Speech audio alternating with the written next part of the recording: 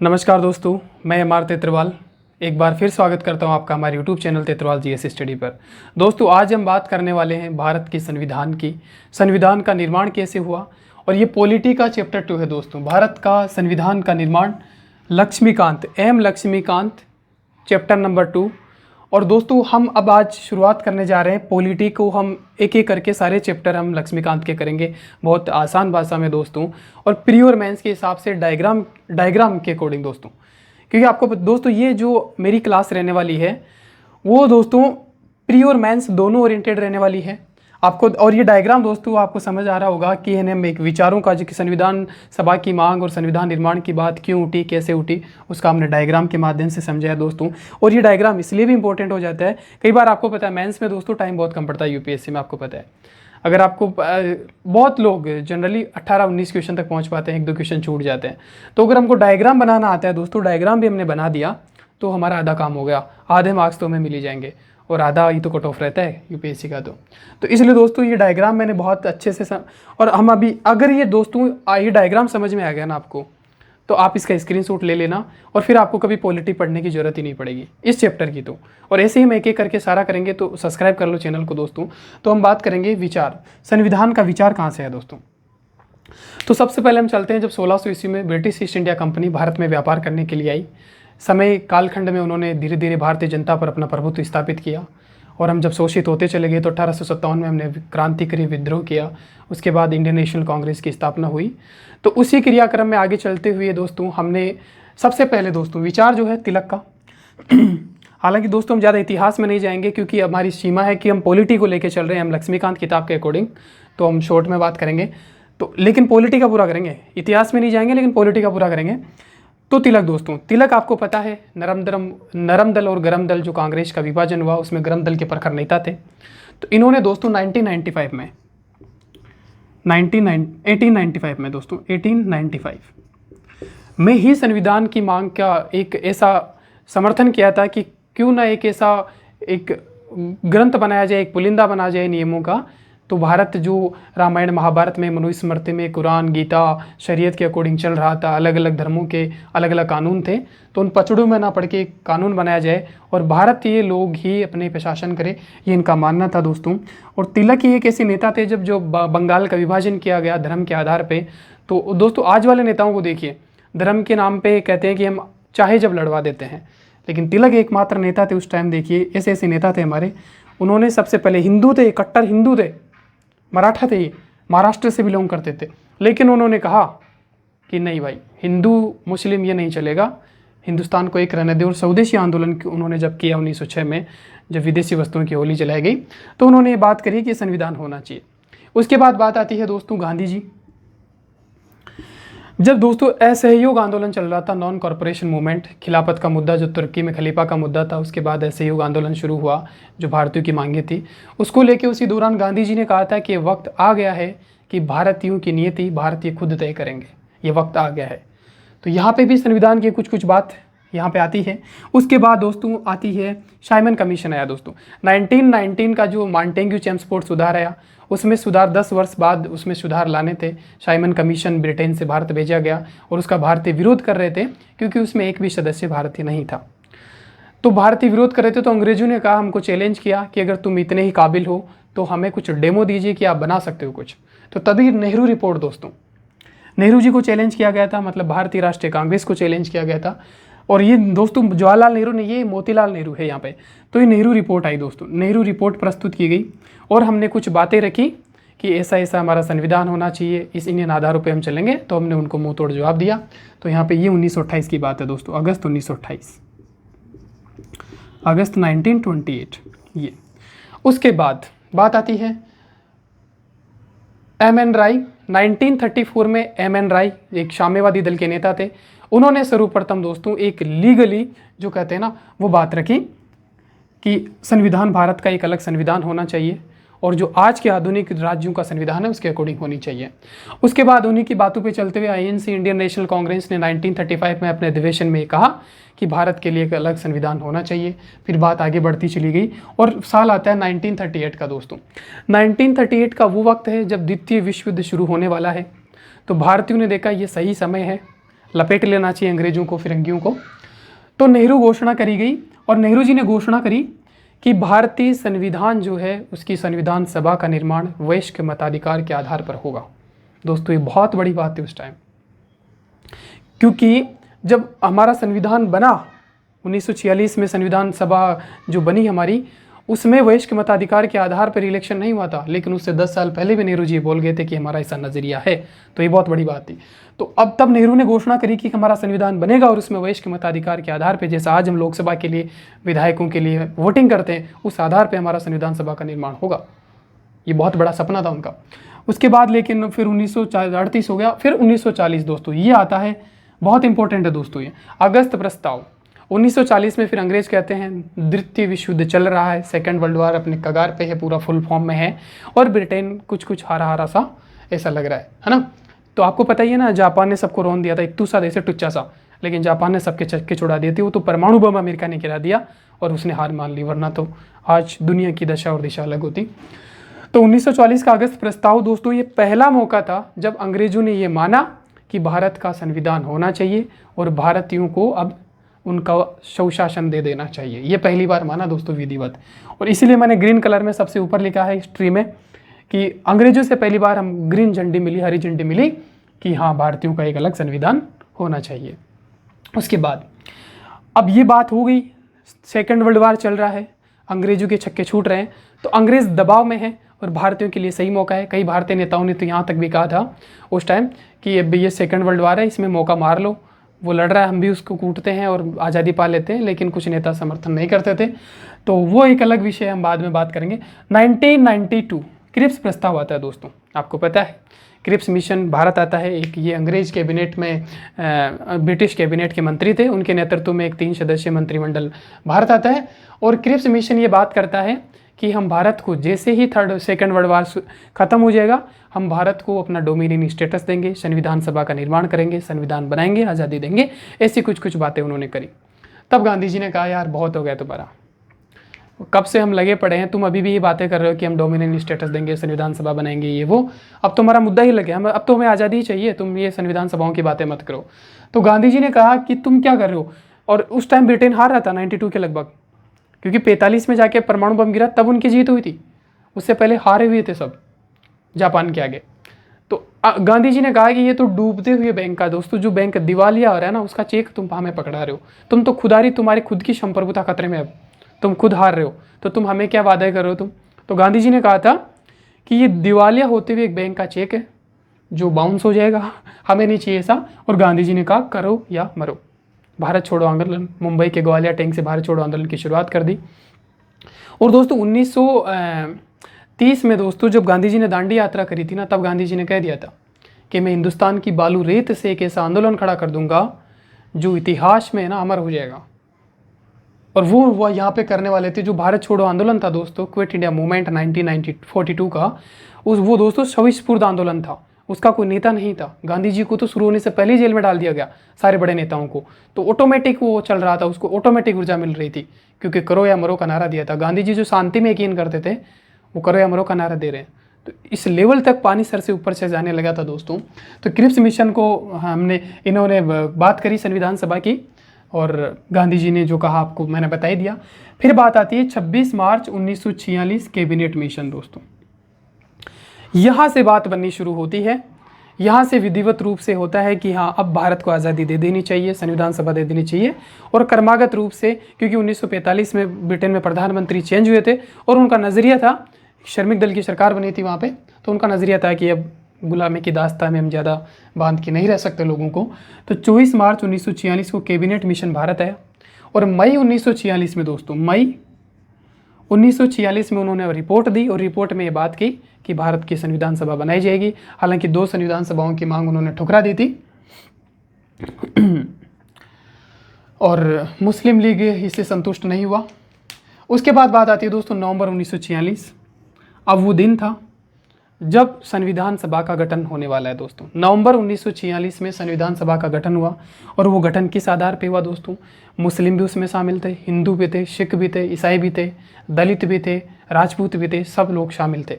लेकिन मुस्लिम लीग जो है, जो पाकिस्तान के लिए मांग करता था, उसने इसका बहिष्कार किया दोस्तों कि संविधान सभा हम बनने ही नहीं देंगे जब तक कि हमारा अलग देश ना बन जाए।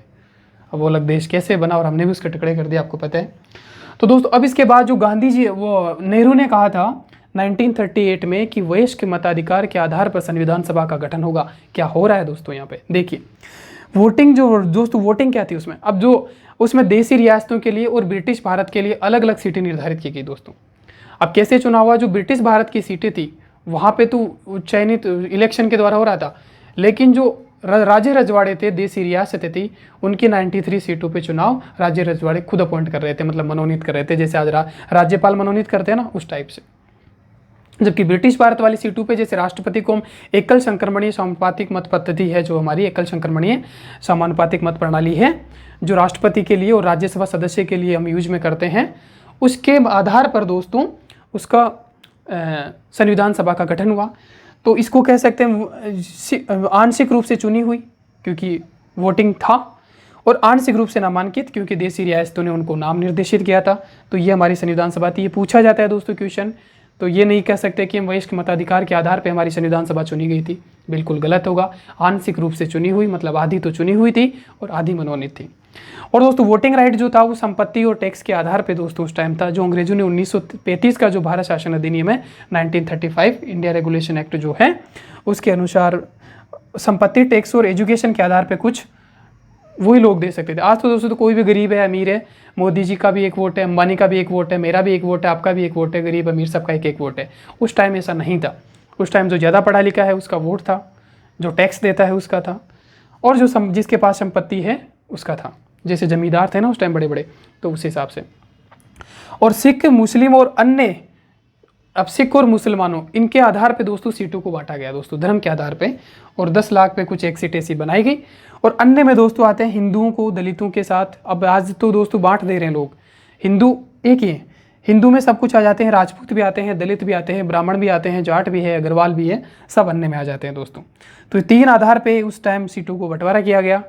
तो उसके बाद हम आगे चलते हैं। तो ये था दोस्तों विचार का एक पेड ट्री जो मैंने बनाया कि कैसे कैसे कालक्रम में एक संविधान सभा की मांग उठी, और अब उसके बाद जो बनी, उसके बाद हम आगे चलते हैं कि क्या क्या हुआ जब बन गई संविधान सभा।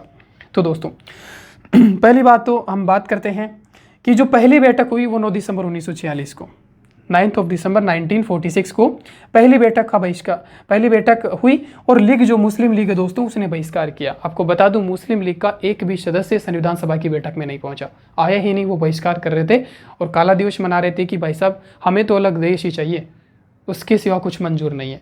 तो ये हो रहा था दोस्तों। अब सचिदानंद सिन्हा को अस्थायी अध्यक्ष बनाया गया दोस्तों। यहाँ बात आती है अस्थायी अध्यक्ष। तो अस्थायी क्यों दोस्तों? आपको पता है दोस्तों नई नई लोकसभा का गठन होता है, जैसे आज की बात कर रहा हूँ, तो प्रोटाइम स्पीकर चुना जाता है, फिर वो फर्स्ट बैठक पर। अब ओम बिरला को हम पहले जाते ही जब इंटर हुए सांसद, तो वो अध्यक्ष तो नहीं बन गए थे, तो प्रोटाइम स्पीकर जो सबसे वरिष्ठ सदस्य होता है उसको बनाते हैं, फिर वो इलेक्शन करवाता है और ओम बिरला अध्यक्ष बने थे। ठीक इसी प्रकार से उस टाइम दोस्तों सबसे जो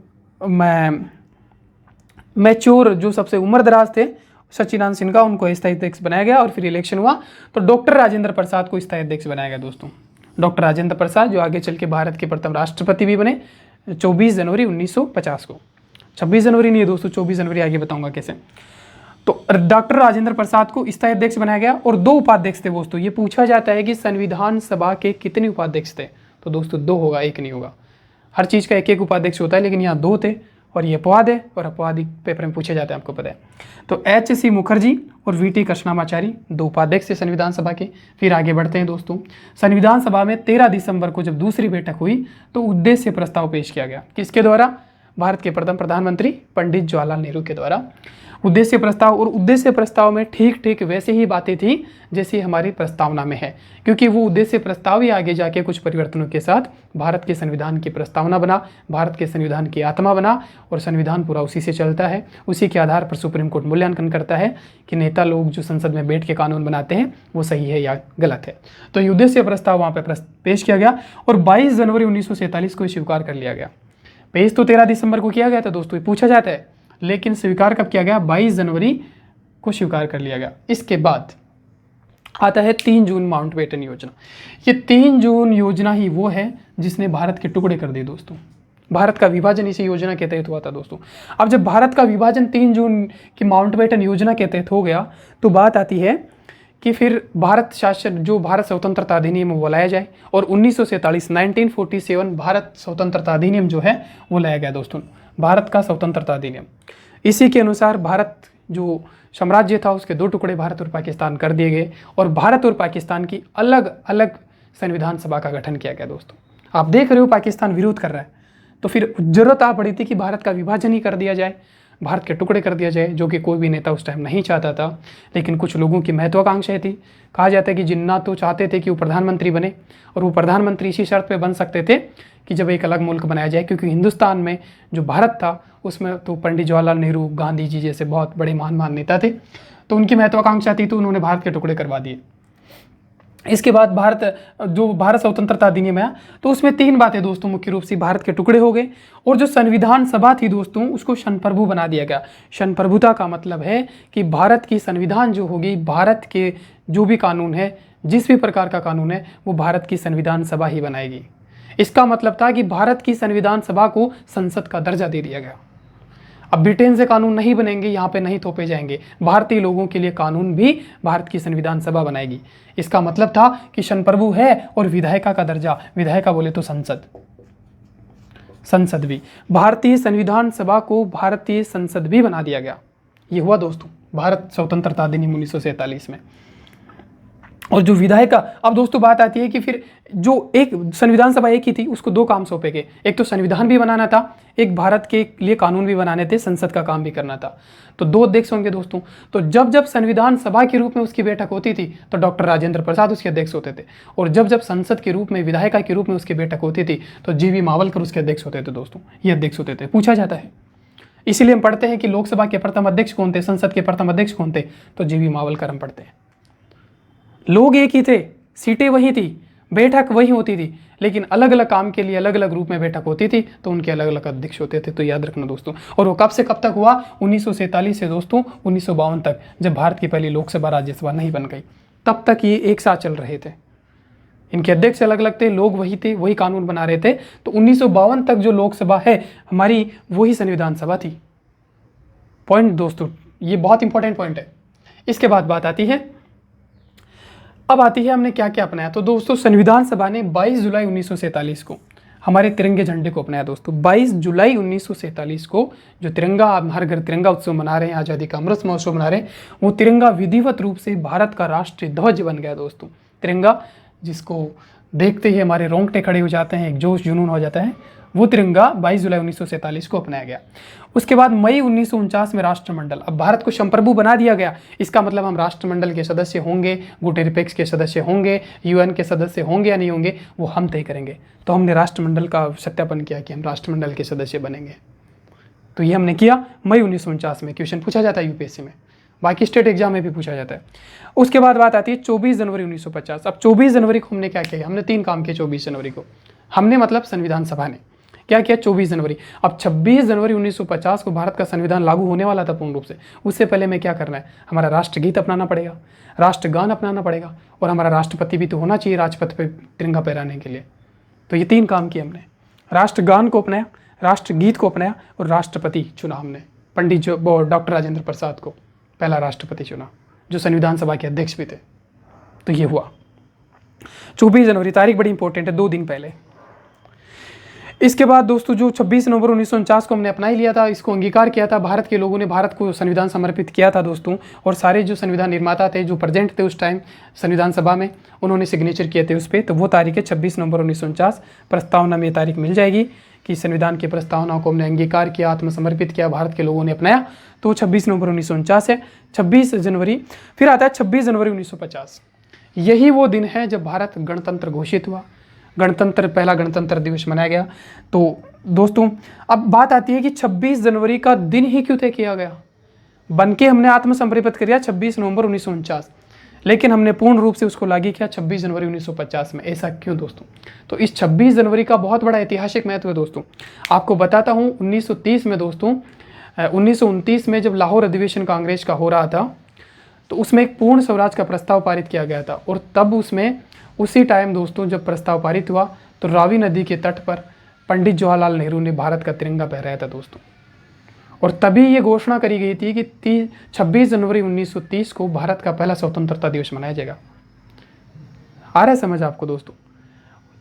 कांग्रेस के लाहौर अधिवेशन 1930 में ये घोषणा करी गई थी कि पूर्ण स्वराज का प्रस्ताव पारित किया गया और 26 जनवरी 1930 को भारत का पहला स्वतंत्रता दिवस। तभी से हम लगातार 1947 तक हमारा स्वतंत्रता दिवस है वो 30 जनवरी को ही मनाते आ रहे थे।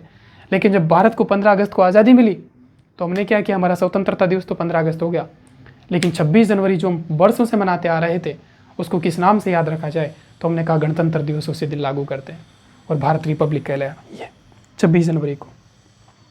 तो इसलिए 26 जनवरी का महत्व है दोस्तों। तो 26 जनवरी 1950 को संविधान पूर्ण रूप से लागू हो गया। उसके बाद दोस्तों जब लागू हुआ तो उसमें क्या क्या था, प्रस्तावना था, 395 अनुच्छेद थे, 8 अनुसूचियाँ थी जब संविधान लागू हुआ। और दोस्तों प्रस्तावना क्या है आप सबको पता है। प्रस्तावना बहुत खूबसूरत एक पेज है दोस्तों, एक लेखन है। मैंने बहुत सारे किताबें पढ़ी है दोस्तों, पूरी पॉलिटी मैंने पढ़ डाली, पूरा संविधान पढ़ डाला, मुझे इससे सुंदर लेखनी कहीं नहीं मिला, क्योंकि ये पूरे संविधान का सार है दोस्तों। और जब सुप्रीम कोर्ट भी व्याख्या करता है कि ये संविधान के दायरे में है कि नहीं ये कानून, जो भी संविधान संशोधन है, तो इसी को मद्देनजर करता है। ये बेसिक स्ट्रक्चर, जो मूल स्ट्रक्चर है संविधान की आत्मा, उसके में आता है दोस्तों प्रस्तावना में संशोधन किया तो जा सकता है, लेकिन वो मूल भावना के अनुरूप किया जा सकता है। संशोधन भी हुए प्रस्तावना में, हम आगे बात करेंगे। तो ये दोस्तों इसको संविधान की आत्मा भी कहा जाता है प्रस्तावना को। और संविधान के पिता किसको कहा जाता है? Doctor B R. अम्बेडकर को, जिन्होंने पूरा ड्राफ्ट तैयार किया संविधान का। 60 देशों का संविधान उन्होंने पढ़ा दोस्तों, 60 देश, देख रहे हो आप, 60 देशों के संविधान का अध्ययन करके, पूरा पोस्टमार्टम करके हमने हमारा संविधान बनाया। इसलिए कहा भी जाता है, आलोचक ये कहते हैं कि भारत का संविधान चुराया हुआ संविधान है, उधार लिया हुआ संविधान है। उस पर भी हम मेंस के पॉइंट ऑफ व्यू से भी बात करेंगे दोस्तों। तो ये हुआ। तो 11 बैठकें दोस्तों, संविधान सभा की 11 बैठकें हुई, आपको पता है, मैंने बताया अभी, टोटल 11 बैठकें, 114 दिन विचार चला। अब ये मत कह देना कि 114 दिन विचार है तो 114 बैठकें होनी चाहिए, नहीं दोस्तों। जैसे बैठक बुलाता है ना लोकसभा स्पीकर, तो वो 5-7 दिन, 10 दिन, 15 दिन एक साथ चलती है। हालांकि वो आजकल नहीं चलती है, आजकल उनको गुंडागर्दी करनी होती है संसद में बैठ के, तो वो नहीं चलने देते हैं। तो पहले 11 बैठकों में टोटल मिला के 114 दिन बहस हुई दोस्तों, और 64 लाख रुपए का खर्च है दोस्तों। संविधान निर्माण में 64 लाख रुपए का खर्चा है। तब के 64 लाख आज के कितने हो गए दोस्तों, सोचिए। लगता है 6-7 हज़ार करोड़ तो हो ही गए होंगे। तो ये था, 60 देशों का विश्लेषण किया गया। और इसको बनाने में दोस्तों 2 ईयर्स 11 मंथ 18 डेज, मतलब 2 ईयर्स 11 मंथ 18 डेज का टाइम लगा, पूरा लगभग 3 साल का टाइम लगा हमारे संविधान को बनने में और लागू होने में दोस्तों। तो ये था दोस्तों संविधान। मुझे अब दोस्तों आप स्क्रीनशॉट ले सकते हो, मैं आपको टाइम दे रहा हूँ, स्क्रीनशॉट लो, क्योंकि अब आप इसका रिवीजन कर लोगे ना, तो बजाय लक्ष्मीकांत के 10 पेज पढ़ने के आप 5 मिनट में ये पढ़ सकते हो दोस्तों। तो ये था भारत का संविधान दोस्तों। अब इसमें जो चीज़ें आती है कि कितनी सीट किसको मिली थी, किस समिति के अध्यक्ष कौन थे, कौन सी समिति क्या काम करती थी, और कहा जाता है कि जो आलोचना, तो वो अगले चैप्टर में दोस्तों, अगले लेक्चर में हम उस पर बात करेंगे। तो दोस्तों बात आती है कि इसकी आलोचना कैसे की जाती है। कुछ लोग कहते हैं कि एक समुदाय विशेष का इसमें प्रतिनिधित्व था, कुछ कहते हैं कि ये संविधान सभा थी वो वकीलों का स्वर्ग थी, सिर्फ वकील लोग इसमें थे। तो दोस्तों ऐसा नहीं है। इसके बाद दोस्तों एक बात आती है, गांधी जी संविधान सभा के सदस्य थे कि नहीं थे। दोस्तों गांधी जी संविधान सभा के सदस्य नहीं थे। ये बड़ी बात है, बड़ी इंपॉर्टेंट बात है। इतने बड़े महान आदमी संविधान सभा के सदस्य नहीं थे, क्या कारण रहे होंगे, उन पर भी हम चर्चा करेंगे आगे दोस्तों। तो ये था, बहुत आलोचना करते हैं, लेकिन इसमें दोस्तों ये भारत का जो संविधान, जो सबसे दुनिया का सबसे बड़ा लिखित संविधान है, सबसे अच्छा संविधान है। अच्छा ही कहना पड़ेगा दोस्तों, क्योंकि अगर कुछ त्रुटियां हैं तो अब 100 से ज़्यादा संविधान संशोधन हमारे संविधान में हो चुके हैं, तो हम वक्त के हालातों के हिसाब से संविधान संशोधन भी कर रहे हैं। ये हमारा नज़रिया होना चाहिए बजाय आलोचना करने के। तो ये था दोस्तों भारत का संविधान। मुझे उम्मीद है आपको पूरा ठीक समझ आया होगा। अगर ठीक लगा है आपको दोस्तों मेरा पढ़ाने का अंदाज़, नोट्स बनाने का अंदाज, तो आप इस चैनल को सब्सक्राइब करो और बेल आइकन दबाना ना भूलना दोस्तों, ताकि नेक्स्ट वीडियो जो आने वाला है, सारा हम पॉलिटी पूरा ऐसे ही करेंगे एक एक करके। तो इसको सब्सक्राइब करो दोस्तों और बेल आइकन दबा दो ताकि नोटिफिकेशन आप तक पहुंच पाए। और शेयर करो दोस्तों, लाइक और शेयर तो करना ही है दोस्तों के साथ करिए दोस्तों। तो मिलते हैं हम अपने लेक्चर में, तब तक के लिए बाय, जय हिंद, जय भारत।